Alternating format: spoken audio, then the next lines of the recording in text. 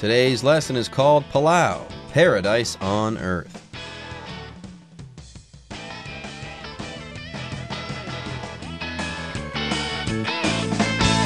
Hello, everyone. My name is Jeff. And I'm Roger, and today we're talking about having good times on Palau if you decide to go there.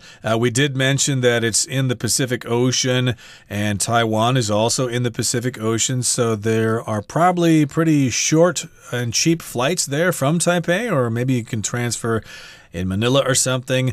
I'm sure it would be a wonderful vacation if you enjoy these sorts of things. We talked about some of the attractions there. It has some good dive locations there. And, of course, you can experience those undersea wonders there. You can go to Long Beach and hang out there. And you can look for shells there. And what else can you do there? You can go to Jellyfish Lake there. You can swim with jellyfish without worrying about them stinging you. There you go. I think that just about covers what we talked about during day one or part one of our lesson. There is something I would like to reiterate, though. Palau is within your grasp, okay? It is a very exotic location with a lot of wonders to be had and to behold. But remember, it's within your grasp. You can get there. It's exotic, but it's relatively close to Taiwan. And get this, there are formal diplomatic relations between Palau and Taiwan. So if you go there, you don't need to worry about bringing an extra passport or anything like that. You can travel without a problem, without a care in the world. You won't have any trouble with customs.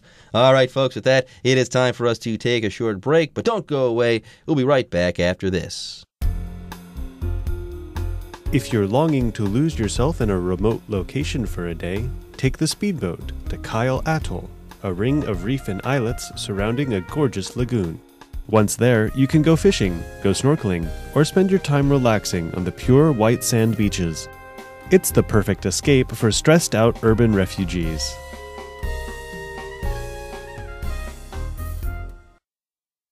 各位好，第一部分我们看到一个单字 lagoon， 这个字是名词，指西湖。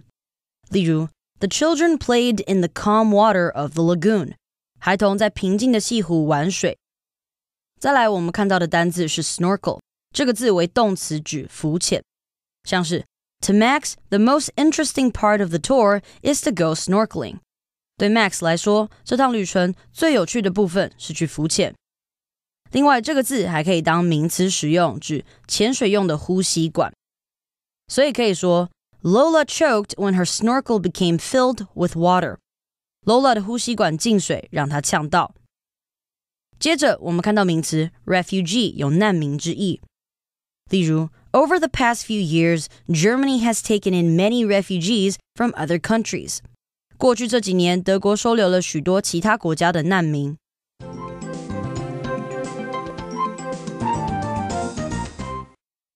So we talked about scuba diving, we talked about hanging out at the beach and swimming in a lake with a jellyfish. But if you're longing to lose yourself in a remote location for a day, take the speedboat to Kyle Atoll, which I guess is like a coral reef, a series of islands that are made from coral that kind of stick up from the ocean there.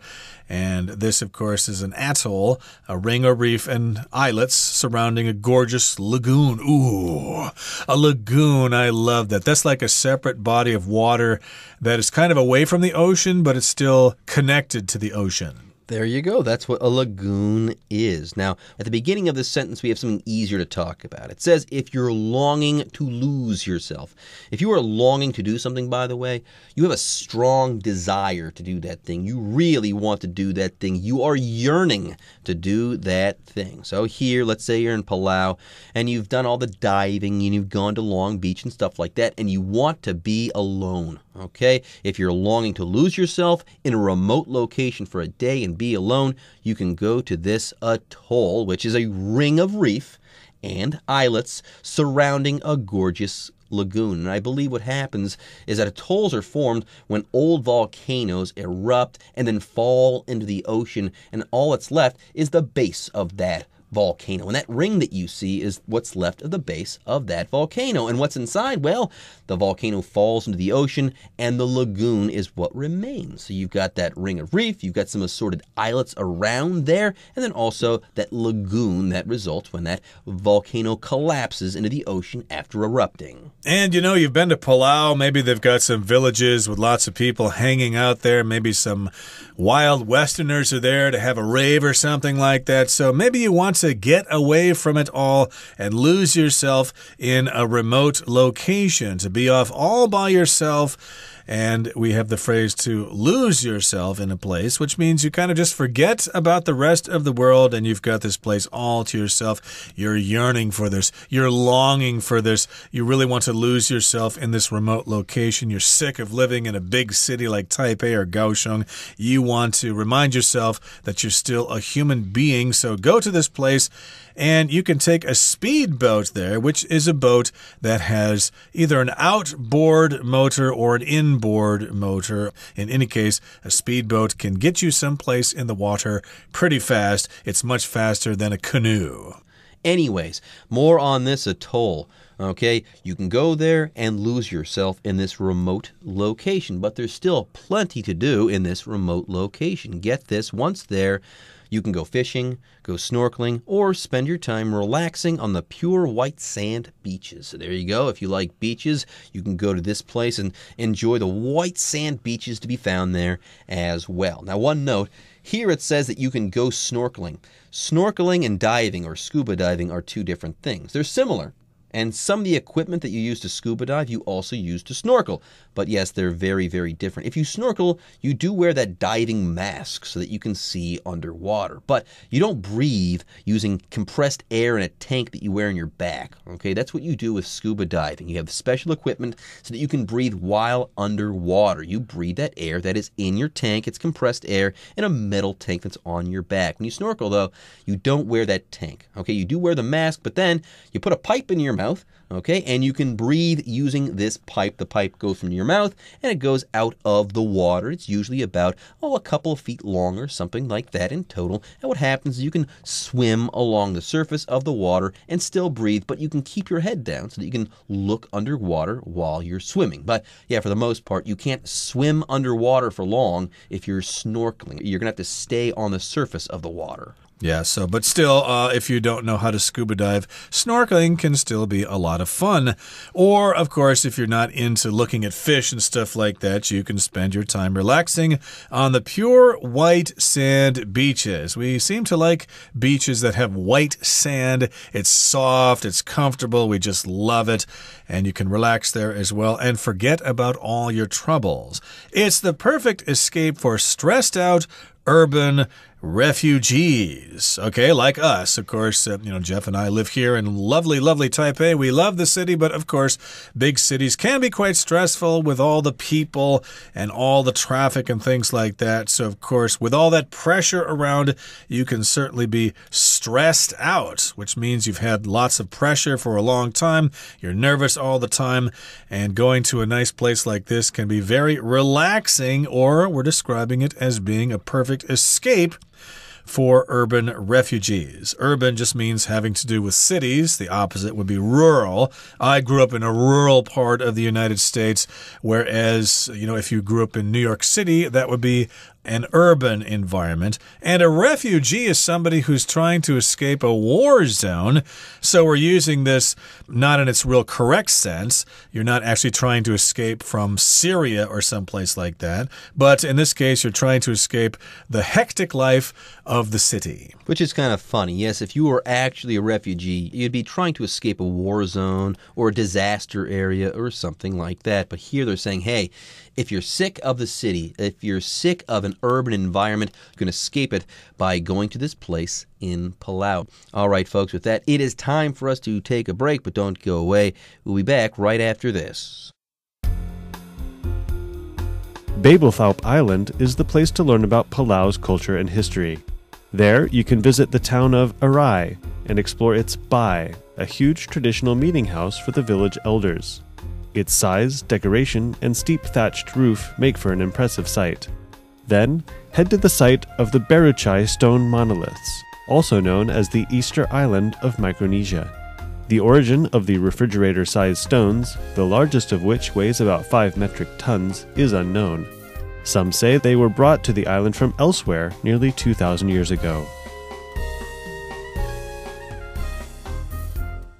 第二部分我们看到动词 thatch 只用茅草盖屋顶。例如 In Normandy, people thatched cottage to live in.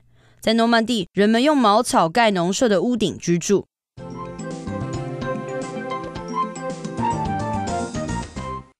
It's time now to talk about the second part of our lesson for today. There are all sorts of places to go to in Palau. We just went to, what was it, some kind of atoll or atoll, however you want to pronounce it there, where you can go snorkeling and stuff like that. Well, now we're going to an island, and it's called Babelthaup.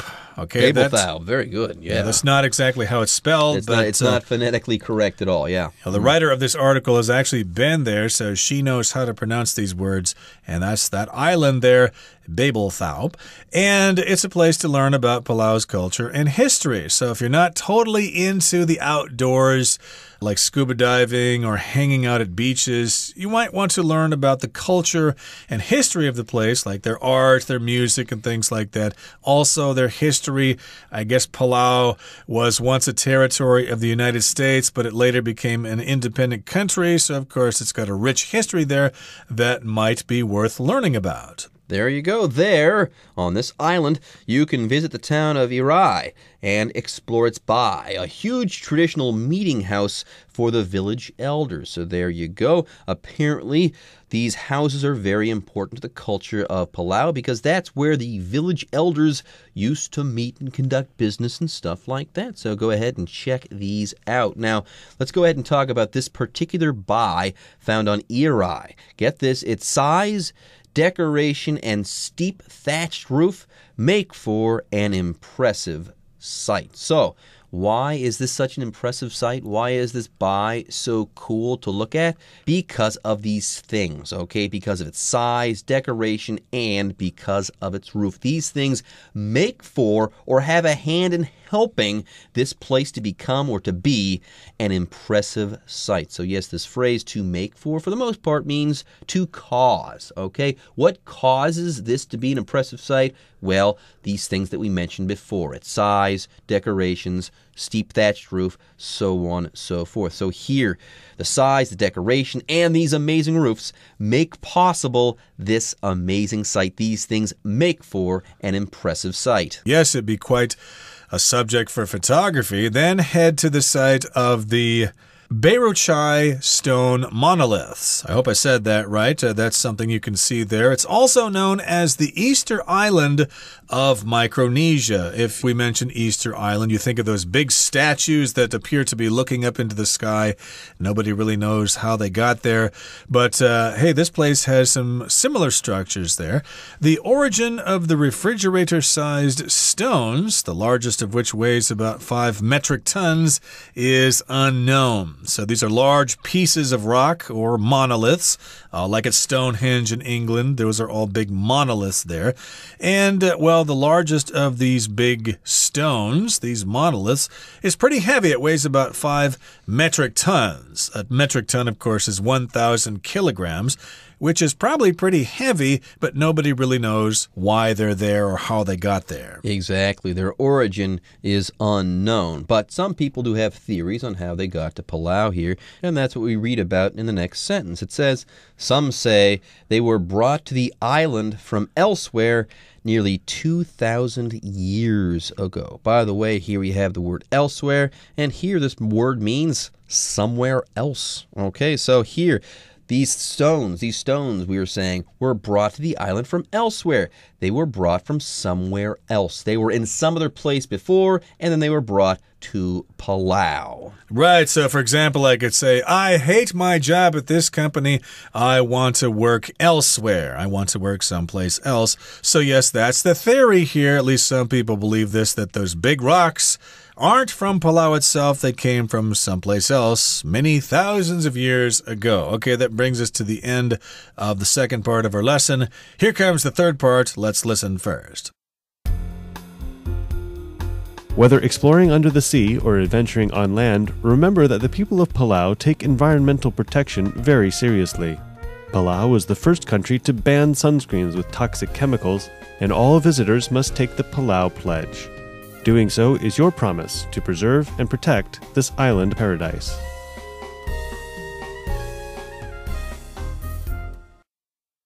第三部分，我们看到一个单字 ban， 这个字是动词，指禁止。举例来说 ，The apartment building decided to ban smoking in all public areas. 那栋公寓大楼决议所有公用区域禁烟。另外，补充与 ban 相关的片语，可以用 ban somebody from something， 或者是 ban somebody from 动词 ing， 或是 prohibit somebody from something， 或者是 prohibit somebody from 动词 ing， 来表示禁止某人做某事。所以我们可以说The association banned Roger from the poker tournament after catching him cheating. 或是 The association prohibited Roger from the poker tournament after catching him cheating. Roger 在被协会逮到出老千后，就被禁止参加扑克牌大赛。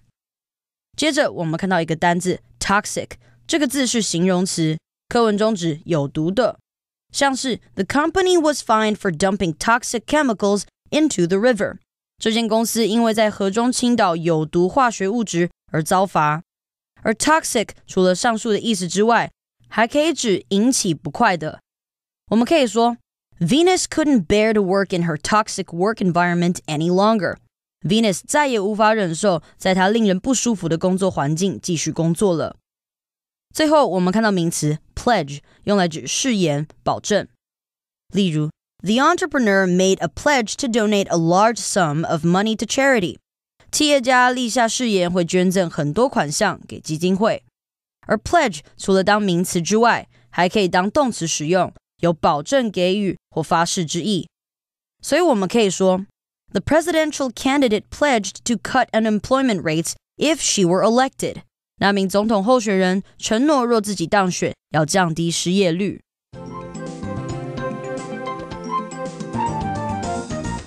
All right, everyone, let's go ahead and start wrapping up our article on Palau. The next sentence says, whether exploring under the sea or adventuring on land, remember that the people of Palau take environmental protection very seriously. Now, earlier you talked about lagoons being great. If you don't treat lagoons well, they become polluted very quickly, okay? Lagoons, there's not good circulation in those waters. So if you don't take care of them, okay, they become polluted quite quickly, okay? And that's just one example, okay? There are many lagoons there, and we don't want them to become polluted and ruined. And people think about this not only when it comes to Palau, but they think about this when it comes to the entirety of those natural wonders found in Palau. They don't want these things to become polluted and ruined, so on and so forth. So yes, the people of Palau most definitely take environmental protection very seriously. So if you go there and you explore,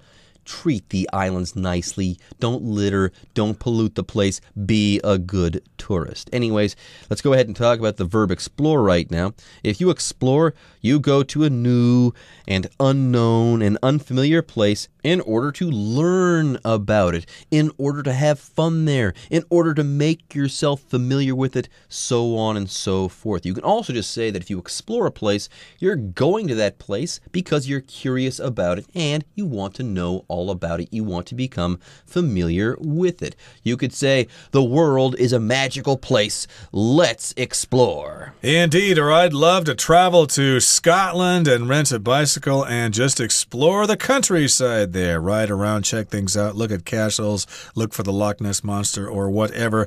So yes, indeed, whether you want to do that under the sea, explore under the sea, or go to the beach, or talk to the people of Palau, but remember that they take environmental protection very seriously. It's not a joke, so don't throw garbage, pick up after yourself, and treat the environment kindly. Palau was the first country to ban sunscreens with toxic chemicals. Maybe you've heard about that. Evidently, there's some kind of chemical in sunscreens that damage coral reefs, so they've banned them. If you ban something, that means you forbid them. Like, in the communist countries, for example, they will ban books, for example, so you don't get any bad ideas. And toxic just means poisonous, things that can damage other things. And all visitors must take the Palau pledge. Okay, a pledge, of course, is something that you promise. When I was a kid in the United States, we often stood to give the Pledge of Allegiance to the flag of the United States of America. I don't know if kids still do that anymore, but that's a pledge. It's kind of like a promise you make. There you go. Visitors must take the Palau pledge, and doing so is your promise to preserve and protect this island paradise. So yes, even though you won't have any problems at customs because there's formal diplomatic relationship between Taiwan and Palau, it doesn't mean you won't have to take this pledge. Everyone must do this. And yes, doing so is your promise to preserve and protect Palau. Now, here we have the verb preserve. To preserve something is to keep something the way that it is, okay? If you preserve something, you kind of protect this thing from falling apart, from getting ruined and polluted and stuff like that. Very simply, to preserve something is to keep something the way that it is. You want to keep it in good working order. You want to maintain it. You want to keep it as is in its original condition. All right, folks, with that, it's time for us to take a break, but don't go away. The Chinese teacher is on her way.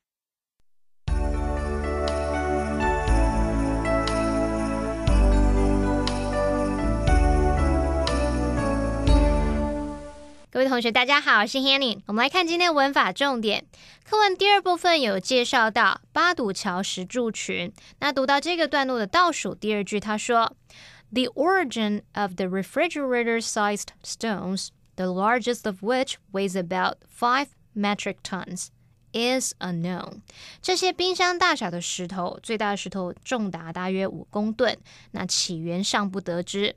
好，我们知道 which 可以用来代指是事物的先行词。那课文句子里面这个 which the largest of which 的这个 which 指的就是前面的 the refrigerator-sized stones。好，那它其实是用最高级来搭配 of which 来表达说先行词当中最怎么样的，所以 the largest of which 就是说那些冰箱大小石头当中最大的。好，那我们这边就来学习相关的文法重点哦。好，关系代名词 which 的前面呢，你可以用量词，像是 some, many, most,all 等等，或是用数字、用百分比、用最高级等等去补充说明先行词。那这种用法是非限定用法，所以要用逗号跟先行词隔开。好，那它的句型就是量词、数字、百分比、最高级或者是叙述，然后加上 of which 来表达先行词当中的什么什么。举例来说 some of which 就是说先行词其中一些， one of which先行词当中的一个， the oldest of which 先行词当中最年长的， the first of which 就是先行词当中的第一个。例如 She bought 10 books, one of which was written by her friend. 她买了10本书，那其中一本是她朋友写的，这个 one of which 就表示那10本书当中的一本。好，读到课文第3部分的第一句，他说Whether exploring under the sea or adventuring on land, remember that the people of Palau take environmental protection very seriously. 无论是探索海底或是在陆地上探险，都要记得帛琉人十分看重环境保护。好，那么句子里面的 take 什么什么 seriously 表示认真看待某人或某事物，把它当一回事。那它的受词是可以是人或者是事物。举例来说He likes to joke around. Don't take him too seriously. 他喜欢到处开玩笑，你不用太认真看待他说的话啦。好，那么另外要介绍一个句型是 whether 什么什么 or 什么什么，这是用来表达无论是怎么样或是怎么样。那这是用来连接2个或2个以上的选择，你可以用 whether A or B 或是 whether A, B or C 等等。例如 whether it's hot or cold outside,We always enjoy a walk in the park. 无论外面天气是热的或是冷的，我们总是喜欢在公园里散步。好，那顺便补充一下哦，如果你是要连接这2个选择是2个相反的情况，那我们就会用 whether 什么什么 or not 来表达。举例来说 Whether it rains or not, the event will take place as scheduled. 无论是否下雨，那个活动将会如期举行。好，以上是今天重点整理，我们回顾今天的单字吧。Urban. Urban populations have been growing as more people move out of the countryside and into cities. Refugee. The refugees left their homes and traveled to other countries in hope of having better lives. Elsewhere. My new neighbors moved here from elsewhere, but I don't know exactly where. Explore. There are still parts of the forest that have never been explored because they're so remote. Ban. Eric was banned from driving for 1 year after getting caught drunk driving. Toxic. Officials released a warning to avoid entering the area around a local volcano because it was releasing toxic gases. Pledge. The politician made a pledge to reduce taxes and raise the minimum wage. Preserve. We must carefully preserve our clean water supply if we don't want it to run out.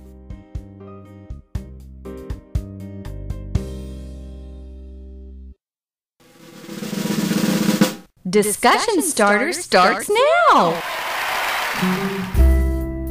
Time now for our discussion starter. Do you think more countries should have an environmental protection pledge like Palau does? Yes, I think it's a great idea, okay?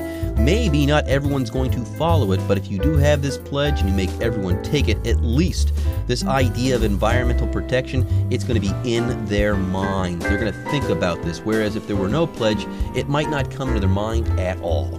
Well, I don't think that's necessary because once people take the pledge, they'll think they've done enough, and then they'll proceed to dump their garbage all over the place, make a lot of noise, and forget to flush the toilet.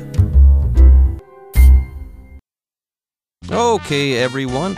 With that, today's article is now complete. But, as always, we sure hope that you guys have enjoyed reading along with us. Anyways, I'm Jeff. I am Roger. See you next time.